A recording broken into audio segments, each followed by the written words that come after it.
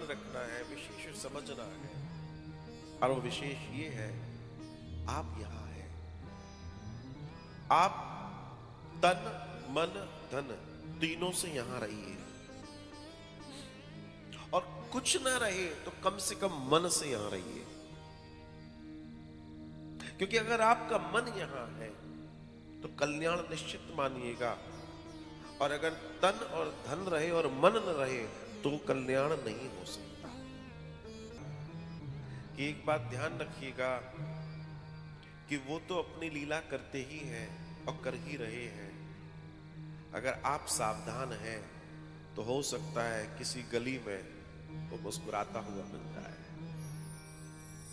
एक झलक उसकी नजर आ जाए, ये हो सकता है। ये कोई बहुत बड़ा विषय नहीं है। ईश्वर को पाना, ईश्वर को देखना, ईश्वर को, ये बड़ा विषय नहीं है, बिल्कुल नहीं है। बड़ा विषय तो जो था वो घटना घट चुकी है, मनुष्य की देह। जो सबसे बड़ा विषय कहा गया है वेदों में वो है मनुष्य की देह की प्राप्ति, वो मिल चुकी है। अब बात यह है कि जो मिला है उसके साथ हम क्या न्याय करें, और अगर हमने उसके साथ न्याय नहीं कर पाया तो ये भी तय मानिएगा अगली बार क्या बनना है, क्या होना है, ये हमें भी नहीं मालूम। लेकिन कुछ ठीक नहीं किया तो जाहिर सी बात है बहुत बेहतर तो नहीं होगा। तो जो हो सकता है, जो कर सकते हो, इसी देह से हो सकता है, इसी बार हो सकता है। और अपने आप से कहिए कि गोविंद, इसी जन्म में इसी देह से इस बार ही तुझे पाना है। हाँ, बात कीजिए उससे, कमिटमेंट कीजिए अपना उस परमेश्वर से। हम लोग कमिटमेंट नहीं करते, उससे दो चार ही नहीं करते, तब समस्या हो जाती है। हमारे पास ये सौभाग्य है कि हम इस कथा को भगवान की लीला और यात्रा के साथ संपन्न करने जा रहे हैं। ये अहोभाग्य है।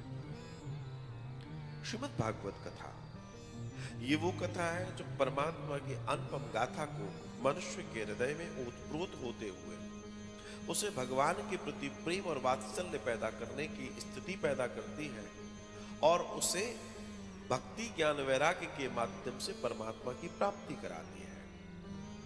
इस धरा पर श्रीमद् भागवत कथा अपने आप में एक ऐसा महादर्शन है जो मनुष्य की मुक्ति का सर्वोत्तम साधन है।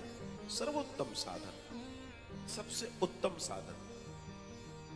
बस कोई अपने मन को एकाग्र करके, अपने आप को एकाग्र करके इस विधा में प्रवेश भर कर जाए तो उसका कल्याण निश्चित मानिएगा। बोले भागवत महापुराण की। भागवतम, भगवान का हो जाने की प्रक्रिया, इति भागवतम। जो भगवान का हो जाना चाहता है ना, उसके लिए ये कक्षा है। भागवत हो जाना इति भागवत, भगवान का हो जाना ही भागवत है। हम यहां बैठे हैं भगवान के हो जाने के लिए, सिर्फ सुनने के लिए नहीं बैठे। ध्यान दीजिएगा, एक और बड़ी बात है, आप बैठे हैं, क्यों बैठे हैं, ये अगर जानकारी आपको नहीं है तो बैठे ही रहोगे। अगर आप ये सोचकर बैठे, हम सुनने बैठे, तो सिर्फ सुन पाओगे। अगर आप ये सोच के बैठे कि मैं चिंतन करूंगा तो चिंतन कर पाओगे, और तुम ये सोच के बैठोगे कि मुझे मुक्त होना है तो मुक्त हो जाओगे। ये निर्भर करता है कि हम क्या सोचकर आगे बढ़ रहे हैं, क्योंकि सोच ही तो बाद में क्रियान्वित होके आपको परिणाम देने वाली है। और यही हमें समझना है। हमारी अनंत पूजाएं, हमारी अनंत अनंत प्रार्थनाएं हम न जाने कब से कर रहे हैं, कितनी पूजाएं, कितनी प्रार्थनाएं, कितने तीर्थ कर लिए, लेकिन कहीं ना कहीं जीवन के अंदर जिस चीज की तलाश है, अगर वो आज भी वो तृष्णा बनी हुई है, तो ध्यान दीजिएगा जो हम कर रहे थे उसके तरीके में कुछ गड़बड़ रही होगी। उसके देने में गड़बड़ नहीं है, हमारे तरीके में गड़बड़ हो सकती है। क्योंकि कई बार हम जो कर रहे होते हैं, शरीर कर रहा होता है, मन वहां नहीं होता। और जब तक मन नहीं होगा तब तक मामला आगे